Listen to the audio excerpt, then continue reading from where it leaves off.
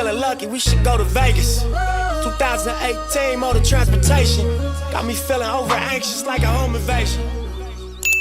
Cap of the show to let you know what all you missed and how we back.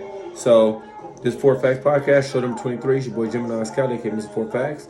This show, Family Matters, talking about things that matters of the family, things that are often not discussed and overlooked. So we started out talking about childhood and favoritism.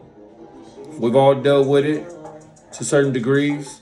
Me growing up as a black sheep of my 9 siblings, you get what I'm saying? Like, I know all too well about the favoritism and the shunning going on of a certain child. But at the end of the day, the same one who was a black sheep growing up, that same person treated me like the black sheep before said person passed. They gave me my flowers. So I tell people all the time when it comes, I tell kids all the time, like, don't sit back and become a victim of your situation. You know, I don't believe in people being products of the environment.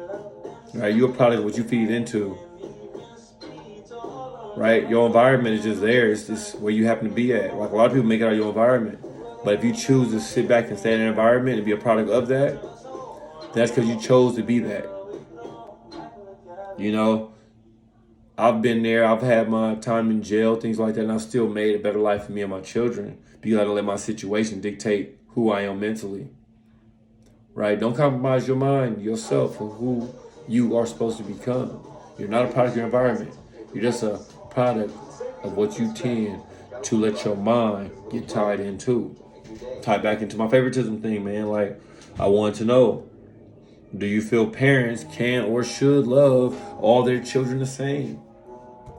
Me personally, I say no. I think they can, but I don't think they should. I don't think no parent should love all their children the same. It's just not fair to your children. They will never know what real love is if you do. Real love is never just a blanket. Real love has changes. You can be in a marriage for 20 years, right? And you're not going to love that person you're married to the same way that whole 20 years. It's built for ups and downs.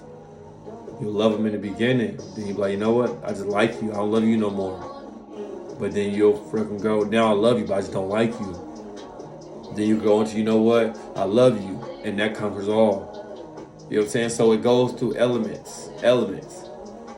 When it comes to your children, don't love your children the same. Love your children the way they need to see love. Some children, you show them too much love, be over affectionate, then they're not going to know how to operate life without it. Some kids, if you don't show them enough love, they're going to be out here just heartless or yearning for it too much as well. Falling for fake love. Not knowing what love looks like. But you got to know what each child needs. You know what I'm saying? And me, I'm a father of 5. I love the shit out of all my children. Every last one of them. But I love them all differently. And when I say I love them all differently, I'm just meaning the way I show them love. I can't love on my sons the way I love on my daughters. And it's because they need different levels of love. Some, they need discipline. All of them. But the form of discipline they get is different. I can't whoop my daughters because they don't need to see a man putting their hands on them.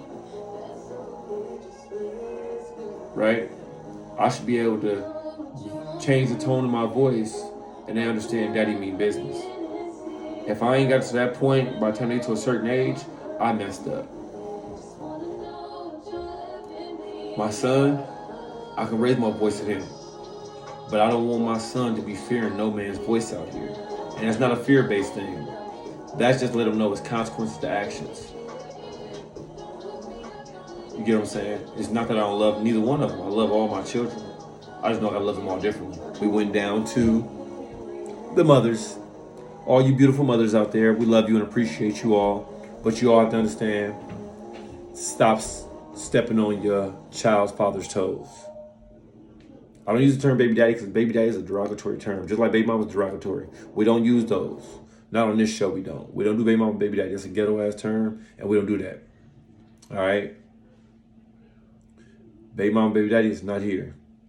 So the mother of your child, the father of your child. So mothers, be sure to give your child's father the proper respect and space they need to be the parents that your child needs. Because it's not about you. It's about said child. Let your child enjoy the love of both parents the way they need to love them. Down to my secondary topic, traumas. We hit on traumas, right? And we ask the question, why do parents not address traumas? Why do parents just turn a blind eye to it or try to not discuss it? They feel it's going to disappear.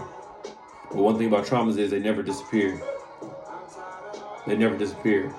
Most of the time, kids sit back waiting for somebody to address it and never get addressed. So it gets buried within them, and that buried inside them turns to a barrier against the world. And they can't properly love or probably be loved because they have a void inside them. To everything they try to receive falls into that. Every time they try to put something out, they can't make it out of that. Fill them voids in your child now, so later on in life, nobody be trying to patch holes that you left. Why don't we do counseling? I feel we don't do counseling because, like I said, we don't have enough people look like us. They don't look like us, so they can't understand us. That's my theory. We need more therapists that look like us, that come from where we come from. So, how about you be a therapist? Let your story help somebody else. You never know life you can say. I went on to relationships, about families, crossing boundaries when you're in a relationship. Them not understanding that just because I ask you to vet this person that I'm dating now, it don't give you the right to interfere with this person that I'm dating now. If I tell you something in confidence, I don't need you taking your own personal feelings, interjecting into my relationship, and talking to my spouse about it, or making my spouse feel a certain way. You got things for my spouse, you come to me with it. I'm the buffer between you guys. All right? If I choose to be a dummy or they choose to be a dummy in this situation, let us deal. But you come and joining in, it can destroy our family relationship. You get what I'm saying? If you're not coming to me with it. If you're going direct to the spouse with it, it can destroy us. So come to me with your concerns. My girl Sunshine, welcome to the Four Facts Podcast. It's your first time on. I've been waiting to get you on here, young lady. Welcome to Four Facts Podcast. Hello. What's up, love? Welcome. Hi. I just realized you weren't reading the chat. You just said that you're not able to catch up. So I was saying that there are Black therapists, there are Hispanic therapists. I'm one myself. You have to search Psychology Today. That's probably the best way to get in contact with a therapist. You said search, what is it? PsychologyToday.com. PsychologyToday.com. That's good information. And you can search by demographics. You can search by insurance or pay scale if you don't have any insurance. I also have a how-to guide on how to access a therapist, how to even ask questions of a therapist, how to hire a therapist, because most of the time people believe that once they get one, they have to stick with that person. You don't. If you're not comfortable with that therapist, you can fire that therapist if you want to and find another one. Okay. And that therapist is actually obligated to support you in locating another therapist. So, That's good info right there. Yeah, it is. It's a whole navigating system that's complicated, but once you know your rights in it, it makes it completely easier. I also have I can give you all this information too, that way if someone wants it. I have interview questions on how to interview a therapist, because they'll interview you, but you can flip it to where you're interviewing them to make it more comfortable for yourself. Right. Also, that's that one. And then there's Express Yourself Black Man. That's on Instagram. You literally search Express Yourself Black Man. There's a whole group of Black men that are receiving mental health services in a group together. And that was started maybe a little bit before COVID. And that's been helpful. I've been seeing good results with that. That's okay. That's on Instagram, right? Yeah.